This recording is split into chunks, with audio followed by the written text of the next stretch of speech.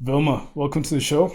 Thank you, Brian. I really appreciate it that you asked me. It was actually a bit of a surprise. I was kind of waiting for an invite, but at the same time, you never know what goes on in people's heads. So I was really, really happy to see that you messaged me.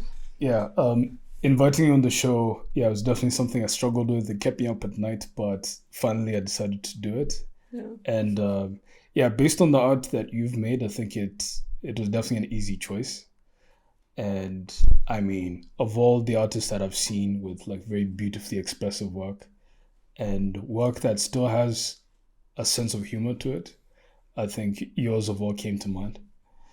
And I was just curious because I look at your art and they're full of very interesting props. They tell such cool stories, and each of them is like peering into the middle of a movie. And I was just curious of the props that you have, what's the one that always puts a smile on your face? I have to be completely honest, I can't say one prop, but I have to say that everything that has something to do with my childhood or my me growing up in Finland, for example, everything that I can find from my grandmother's house. That's something that I always go back for. It's like this endless pit of inspiration and props and everything that I find from there I find inspiring. If it's like a pair of stockings or a pair of old shoes from the 60s or a yoga mat or whatever it is. It's just highly inspiring for me. Interesting. So you said from your grandmother's place. Yeah, especially from there. How would you describe her style? And do you think that's had an influence on Ultimately fashionable. I you? think I always looked at her style as it's a very classy, I would say. But at the same time, she was always taking risks. There was always a lot of color in her wardrobe and a lot of very very like huge jewelry and scarves and different types of hats and yeah, I think it's something that has affected me, like seeing this beauty while growing up. I think absolutely Yeah. it has done Interesting. something to my brain, something very positive. I think with family especially because they've seen us growing up, Mm. it's a bit hard for them to look at us and see us for who we are within the moment because they've watched us grow up. And I mean, now you're an artist who's had exhibitions and is doing amazing work. Have you shown your grandmother any of that work, and what has she had to say if she has? Actually, all of it. My whole family, almost my whole family, follows me on Instagram, and there's sometimes a bit of this like, do you have to showcase this much nudity, which I find understandable when it comes from your family, and some comments about the dark side of my photography because of course it must be strange for my family to see so much darkness Hmm. in my photographs, but at the same time it's not something I want to keep separate. It's not something that is secret. It's something that I really love to share with them, and I Fair think enough. it's important also that they see more. Um, what's one thing that they've complimented about your work, or what's the first time? Do you remember the first time that you showed them a piece of yours, and what did they think?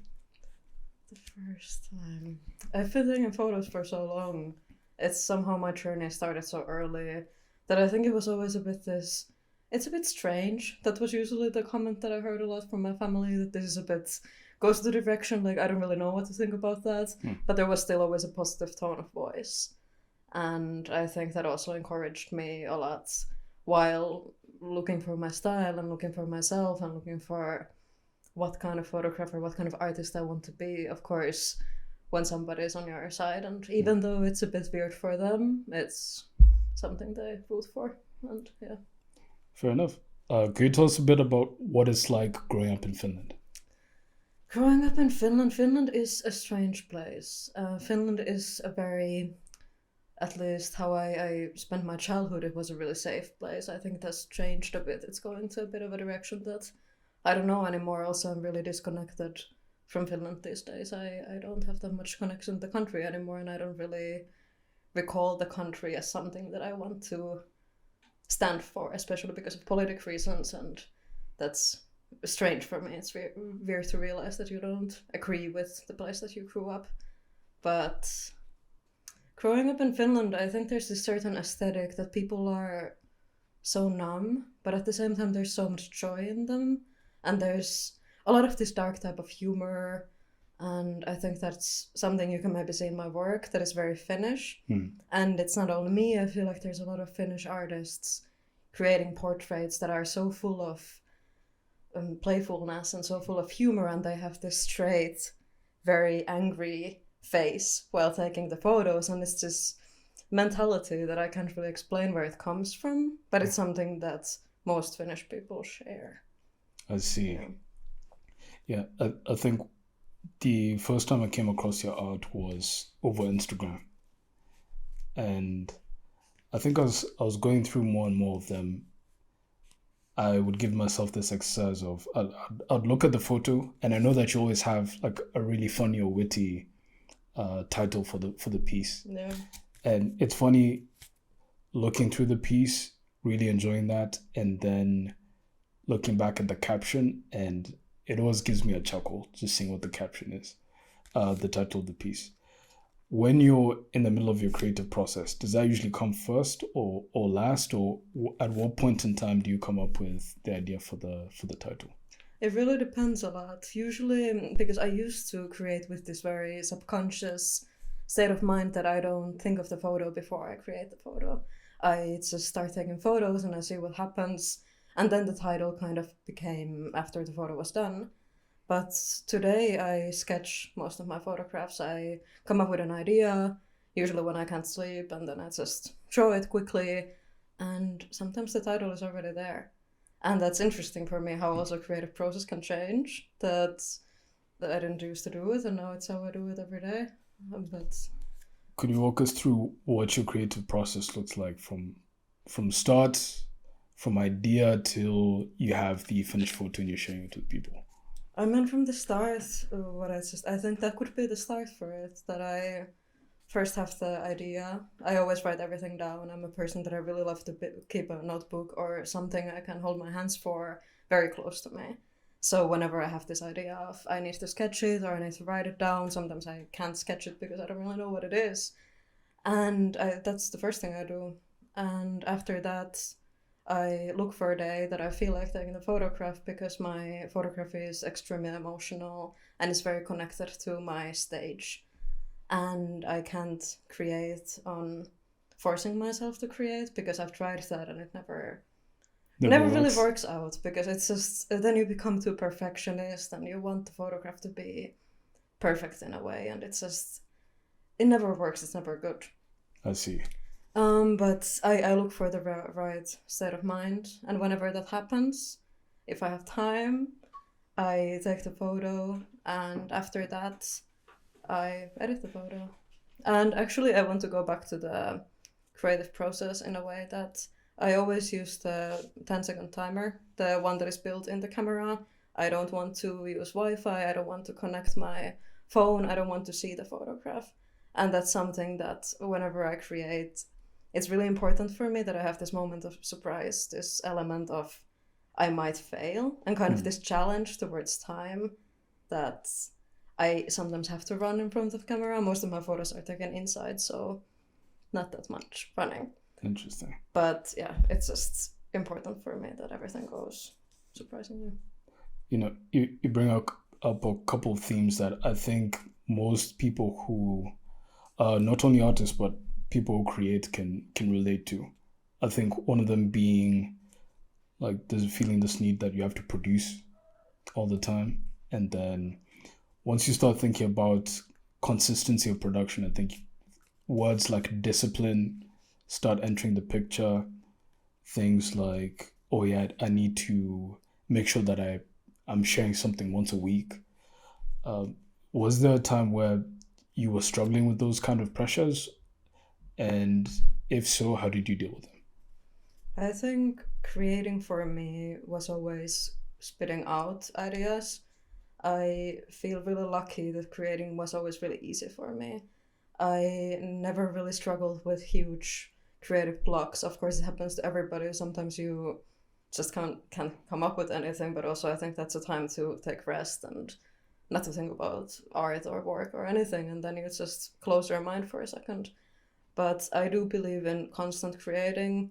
And I believe in that if you have the possibility, if you have the time, if you can just create every single thing you have in your mind, and it doesn't really matter what it is, it can be complete awfulness. It doesn't have to be the best work yet, but it just have to be out there. You just have to put it out from your brain, because when you do that, your brain starts working in a certain way and it changes you.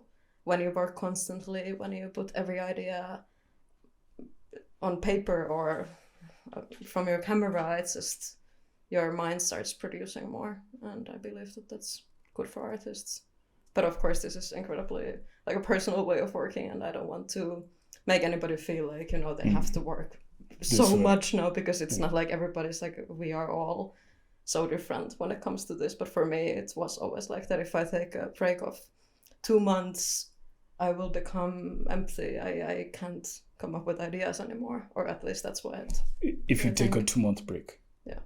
So for you, you've discovered that if you take a break for too long, then it's a bit harder for you to create. Absolutely. The ideas don't pile up for me and wait to come out. It's just, I have to do it all the time. And I wish it wasn't. Maybe it's not like that. Maybe I could take a break of a year and create something phenomenal. Who knows? Maybe it would be even better. But right now I think that it's just, I cannot stop, because it's such a, as I told, like, it's such a method of spitting out ideas. I see. And also I think I would go completely insane if I didn't do that, to be honest. But yeah. So I know people talk about creative blocks, but have there been things that you've discovered over time really open you up creatively? Sorry, can we Yeah, no worries.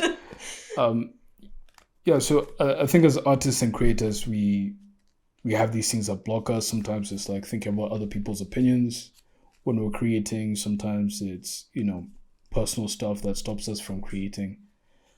But thinking about things on the other side, are there things that open you up as a creative? I can give you an example from my own personal life. I think for me, when it comes to creating, one thing that really helps is just exposing myself to a lot of the thing that I'm trying to create. So when I used to work in design, I used to spend quite a bit of time like on Behance and other websites, just like consuming as much as possible. And when I was creating the final piece, then it would be almost like a combination of those different things coming together, and then there's a bit of my perspective to it. So for me, when I'm creating, I've realized that it really helps for me to just be exposed to other artists or be exposed to other designers doing their thing. So are there things for you that you've realized during your creative journey, like really do help you create more? Yeah, I think so, absolutely. Like, I think it's something that makes you really blind, that I am very lucky to have all artists around me. I feel like my friend group, everybody in Berlin that I love, everybody's an artist. And I think that makes it way easier to create, because you can talk about these things, you can share. And I also believe that sharing ideas, even though you would be doing completely different things, it's inspiring. But then it's complicated, because also I find solitude, I find loneliness very inspiring. And it's kind of this in between that you don't really know what is good for you, because I've done my best work when I wasn't in connection with anybody. And then you don't really know where the influence comes from, because then it comes from somewhere very deep in your mind. It's just, it comes from, I often refer to childhood, because I believe that everything comes from there. And everything is connected to childhood, or things that like visually trigger you. And when you walk outside and you see a traffic cone, and that might do something for your brain. But it's such a difficult balance between those two things, because of course you know that there's this creative environment that I should feed from, but then there is this maybe a bit of a toxic thing that I also know is good for me creatively. Which one is the way to go? But I feel like this is also something that many artists struggle with, and it's a very common thing, but it's interesting how we work this way. Yeah, fair enough. Yeah, very true. Are there any places or things in Finland that when you connect with, reconnect you with who you are as an artist? Yeah, I would, but it's also it's very connected to space. It's very connected to place and like domestic spaces. Absolutely, it's all of these environments that I grew up with. All there's this warehouse complex close to where I grew up, and whenever I go there, I just feel immediately like I want to create there. And there's Interesting. this one gas station that does the same thing, and this one tiny supermarket that you can't really get anything from because it's just their selection is so bad. I see. But it's always these things, these very small things that make you feel like home and you connect Wait, to them. what's up with that supermarket? Is I have it no idea. It's just they never you go there to look for bread or a pear or apples and they never have the right thing. is it like they have off-brand bread and stuff like that, or No, what it's is like it? it's cursed. Like the things that you need, they don't have. But everything else they do have. And it's not like specific stuff. It's like, spaghetti. And you go there and they never have spaghetti. They It's never. a cursed supermarket, I promise you, it's cursed. Is it that they're out of stock, or is it that they're just keeping items no one cares about? I think it's just because it's so small. I think they're out of stock. I think it's just one of the supermarkets that work a bit, the people from the neighborhood, they come here and I see. yeah, And it's just like 10 packs of spaghetti and it's for the friends of the shopkeeper. probably. Probably. But it's been there for since the 80s or something, so I see. it seems to be working. So, okay, you've mentioned the gas station and other places in Finland. Is there any place that is still on your bucket list of places to shoot in your photography? Bucket list is such a. Of course, there's places that I want to go. I have dreams of places that I want to visit. But as a photographer, I find the things that are the most daily and the most boring. In a Mm. way, I find them the most inspiring because I see it as a challenge. I love to see a tiny broom closet and look at my camera and think of what can I do with this broom closet? What can I do with a very small space that creates a new universe in a way? How can I make this as surreal and how can I put myself into the space in an interesting way? It's like kind of doing a puzzle or doing like a scavenger hunt or anything. It's just a Yeah, act of interest and an act of like a bit of a mystery, and that's I what see. makes it interesting for me. So, you've mentioned how on one side you try to start with a blank slate, and then on the other side, um, creating comes from a place of like you have to feel inspired. Mm. So, is it that when you feel inspired, the inspiration comes in form of I'm ready to take on a challenge, or is it that you feel ready to you have an image that you're ready to put out? Like, what does that look like? It can be either or. It's either that I can have a challenge, I can make something new and I can play with it, or sometimes I have something that I really need to say. And most often I see these things forming into one that I feel like there has been something bothering me for a longer time. And then I have this room for playfulness and I have this room for being excited about something. And then after taking the photo, I realized that this is actually incredibly dark because the thing that has been there Mm. all the time comes to the surface through the photo. And it's always, I have no idea what's going on, but it makes so much sense to me. And I hope it makes sense to other people because it does for me. Like, it really makes me understand how we work and how identity works and how personal issues work with art, through art, how it works. And it's just a way of therapy for me. Let's see. Yeah. Can you tell us a story of a piece that felt like that for you? All of them. I feel like I'm lucky to say that most of my work, none of my work feels empty for me. All of them have either a personal story or personal feeling to it, or something with history, something with future, something with everything that is present right now or that was present, and it's always there for me. Fair enough. Um, if you were tasked with the challenge of getting rid of all your pieces and just having to pick one to keep, which one would it be? Hmm. It's really really difficult, but I have this one series of photos that is called Hair in the Dish, and there is one specific photo from that series that is called Hair in My Dish, and it portrays me two times and a cat in the middle of the table and bowls full of hair. And I think that this is so connected to anxiety, but at the same time it shows the cinematic side of my photography, and I guess that's a bit the direction that I want to go to, and I want to pay more focus on that because I feel like I have a lot of this geometric work that really describes a lot of like human body, but in a very simple way for me. I feel like it's a very simple act, and with this piece, Hair in My Dish, I did something a bit different, and it's important for me, not only because it's been recognized, but also because it's who I want to be.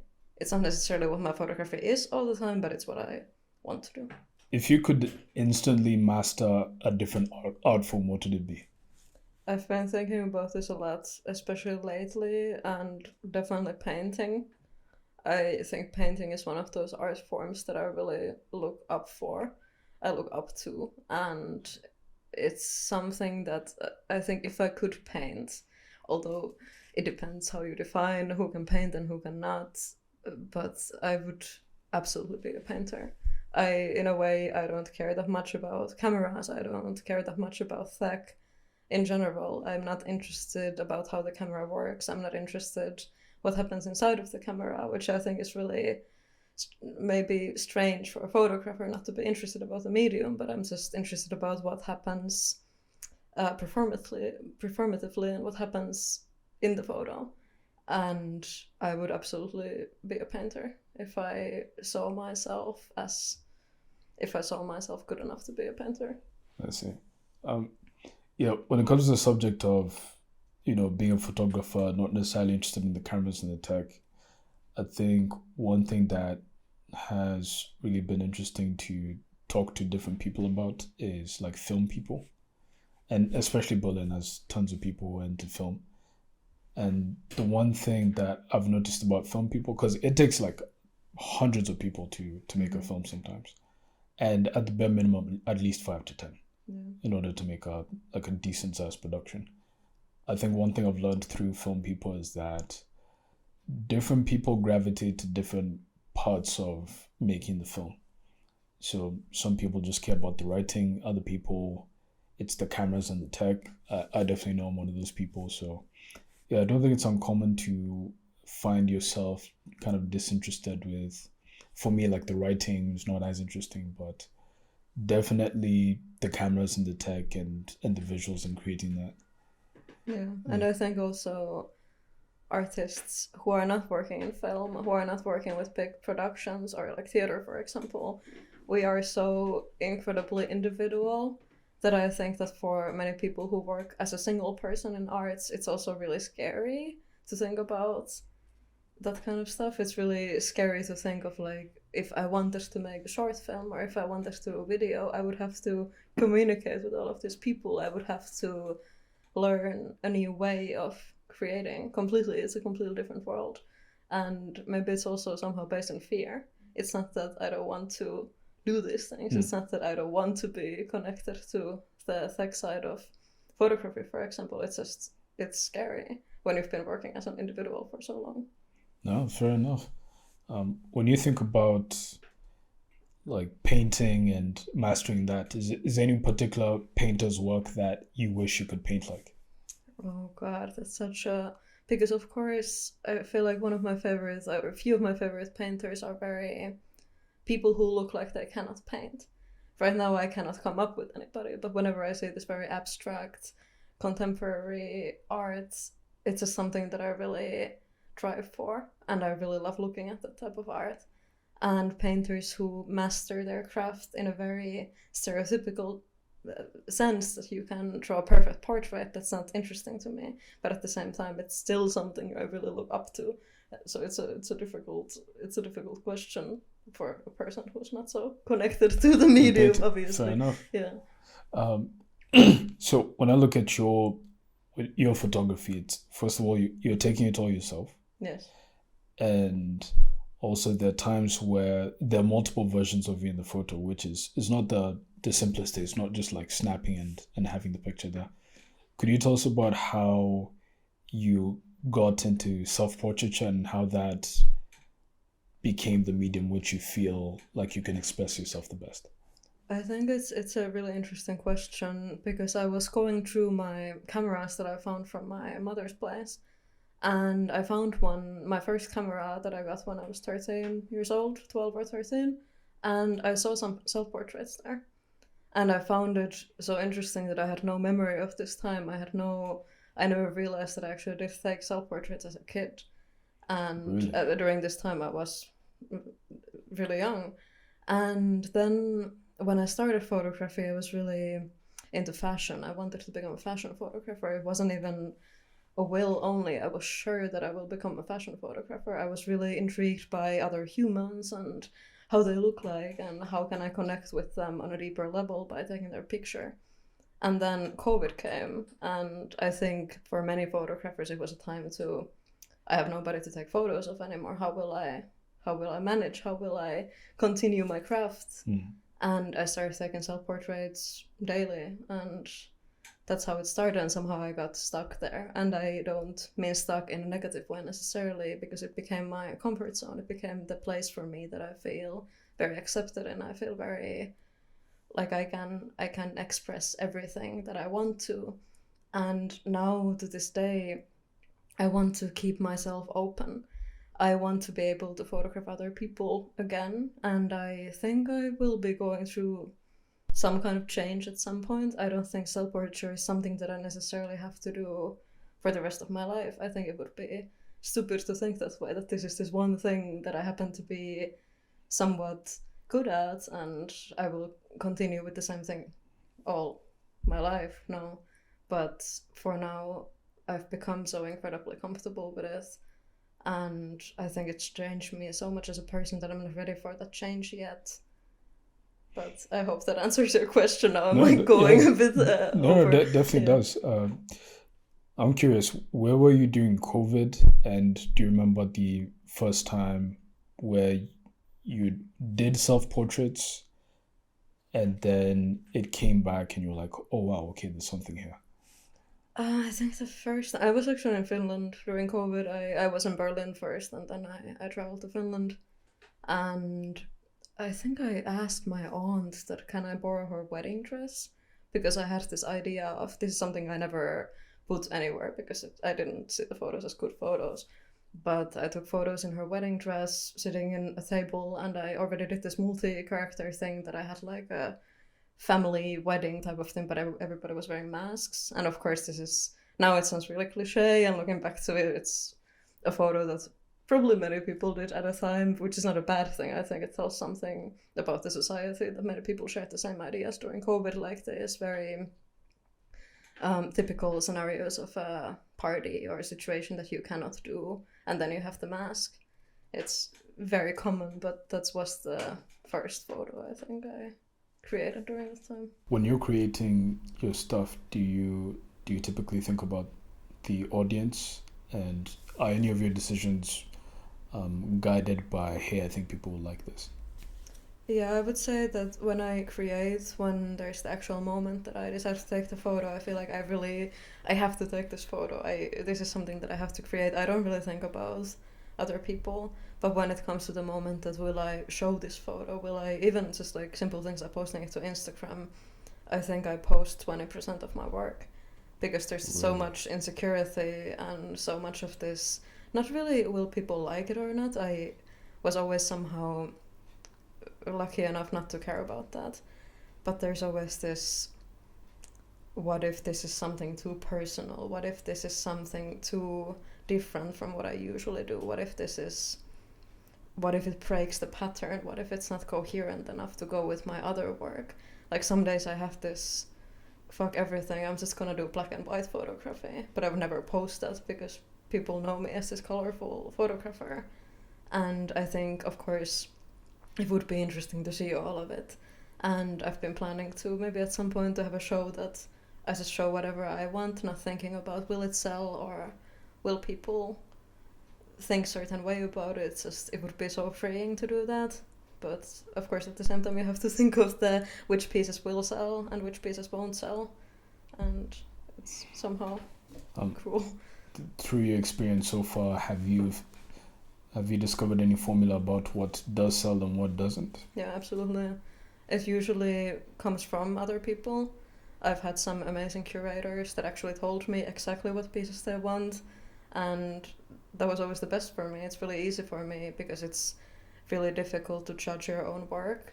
Because, of course, I look at the work with my personal experience, I look at what means to me the most, but it's not necessarily people can't identify with it because it can be something that is so based on personal experience that people don't necessarily understand it or they can't identify or see themselves in it. And there's a few works of mine that people always ask for, and I don't really understand why, but at the same time, I think it's beautiful that they can see something that I can't see, and it tells a lot about how you create, how it resonates with other people, and how it's important because I struggle a lot with this idea that I put to myself that my work can't be important because it's about me.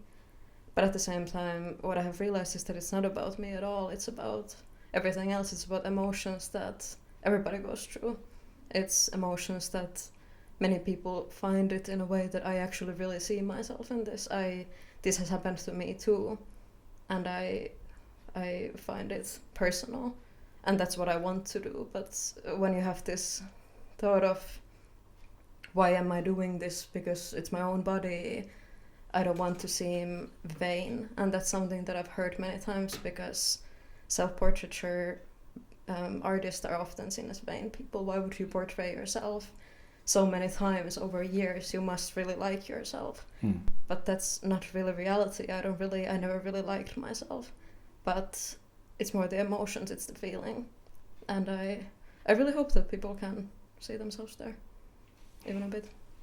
What is it about the 20% that made it to social media that is the reason why it made it?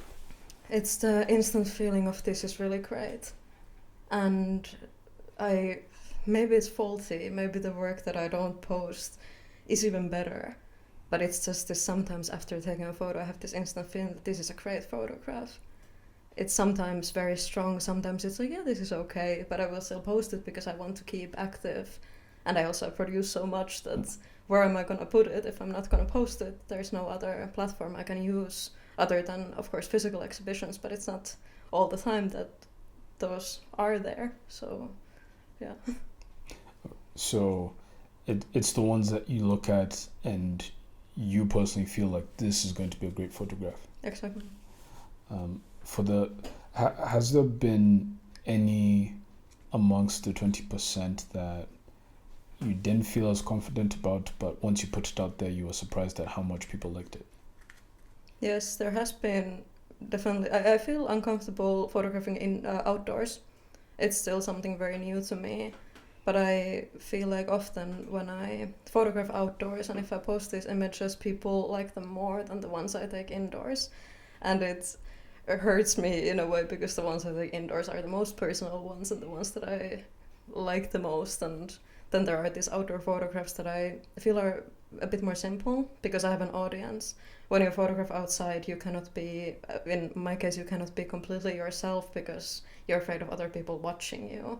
And I've been having these interactions that people actually come to talk to me and think it's some kind of a performance. And I'm not a very open person with that. I'm extremely uncomfortable and closed as a human being. And whenever somebody comes to tap on your shoulder, like, hey, what are you doing? I'm just like, no, home, right away. I'm gonna go home. And it can't be as real to me as the indoor ones. Has there been a shoot that you did outside where that kind of thing happened and then you just stopped the shoot and didn't take any more? Yeah, always when it happened, I just stopped. I can't somehow deal with the interaction coming from outside. And this could be interesting. It could be interesting to take photos outside and maybe even include other people who are passing by, of course, asking if they want to be part of it, but then it would be a performance. And I've been trying to find out if I am a performer, because it's also this question, can you be a performer in solitude or do you need an audience? Maybe that's something that I will explore in the future if I dare. Um, in the past, you've spoken about the freedom that you feel when it's just you in a room by yourself and the camera. Could you talk to us about what that freedom feels like? It's the freedom of nobody is there to put ideas in your head. Nobody's there to listen to you, except the camera. And also the freedom of, even if I hate the photograph, it never happened, because there's no witnesses. If it's the most horrifying photo, which can be really funny, sometimes it's funny to fail. I think it's also important to fail. It's important to make mistakes, and it grows you. But there's no evidence of it. And I think the freedom, it makes me feel free that I can just remove the photo and be like, I never Never took happened. it. Yeah. When it comes to posting on Instagram, once you've hit that post button, do you typically stay online to see what the reaction is, or are you one of those people who kind of just turns your phone off for 2 days? I used to be one of those people that really looks at how many likes I get and how many comments, but I think that Instagram algorithm has fucked over every single artist, and it's just, I don't care about that anymore, because I know that I'm not getting enough views, I'm not getting enough likes, or who tells what's enough, but I don't have that much followers. Also, Instagram actually blocked my account in a way that I cannot make a commercial, I cannot pay for visibility because of nudity, and I don't know if there's other reasons, but I've been trying to send them a message many times that, hey, I'm still here, I would actually like this option to be available, even though I don't know if I would do it, but it would be nice to have this opportunity to make a commercial, because it's important for me as a freelance artist. I have to sell work, and when you don't have that possibility, it's just, it feels restricted, and I kind of gave up on Instagram. I still use it, I still post there, I'm still active, a bit addicted also, but I just gave up. Yeah, I mean, sounds tough trying to navigate being an artist, and it's something that's so personal, and at the same time you do have to find ways to make money with it. I think it's one of the toughest challenges that artists have to face. You brought up some of the difficulty that you experience with posting things online and how personal it feels to you. When I was going through some of your Instagram photos and the artwork that you've shared, especially the ones that had nudity in them, when I saw those, I just think the thing that struck me is the amount of courage that it takes to be so open and vulnerable with people. When you were posting your first art piece that featured nudity, how difficult was it? I think the first ones, it was, I guess, it felt difficult. I don't really, to be honest, I don't really remember.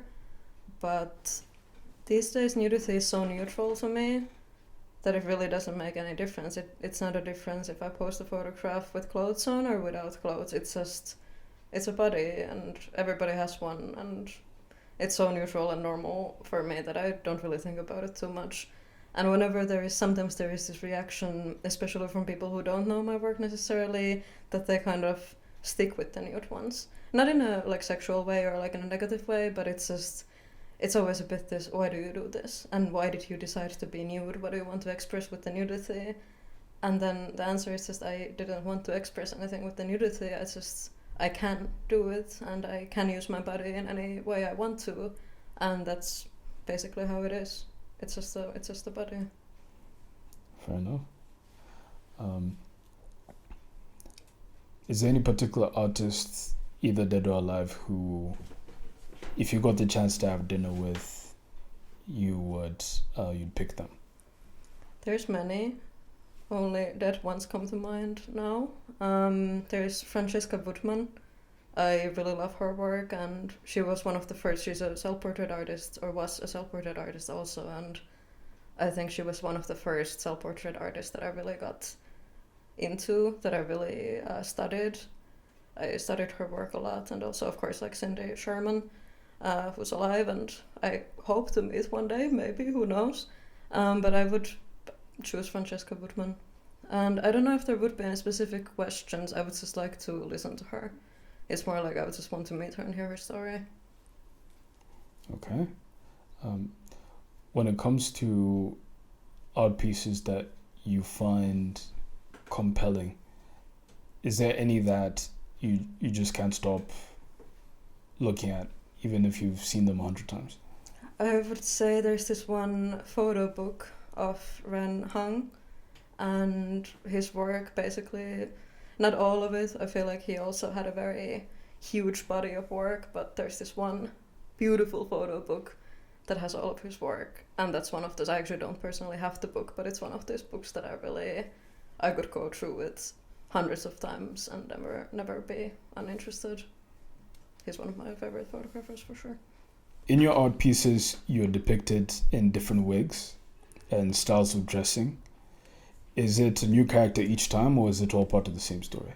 I think it's both in many ways. When I started taking self-portraits, I was really into the characters. I felt like I have to build a body of a character to express something that I want to express. And I was going through a lot of these very feminine characters. I had a lot of these domestic housewife type of photographs, and I think that was kind of my first touch with self-portraiture, because I think in a way it was something that I have already seen, and it was an easy way to start. But then I went through a phase that my characters became something very unhuman, and I would describe them as these like alien figures that are not really even people anymore. And I often called them as creatures. So there is this in between of very human characters, people that have lived, and people who I wanted to tell their story, even though these are fictional characters. And then I became to this. I was interested, what can I do with a human body that doesn't really even look like a human body anymore? So I would say that in my brain, this is not the same story, but it could be, because my photography is very much of a story of growth, and growth from a very young woman to the person I am this day. And it's a very broad story about that, but it is absolutely a story of growth, and I think you can also see my photography as that. Vilma, it's been an absolute honor having you on the show. Uh, your photography is beautiful, and I think your story is even more beautiful. And honestly, I'm really glad that you came on the show and were able to share that with us. So, yeah, any final thoughts? Any final thoughts? I mean, honestly, Brian, I just wanna thank you, because this really means a lot to me. I usually don't speak about my work, especially about the personal side of my work, that much, and I think it's a really good platform for that, and I'm really grateful. Okay. Um, thanks, and I guess that's the end of the show.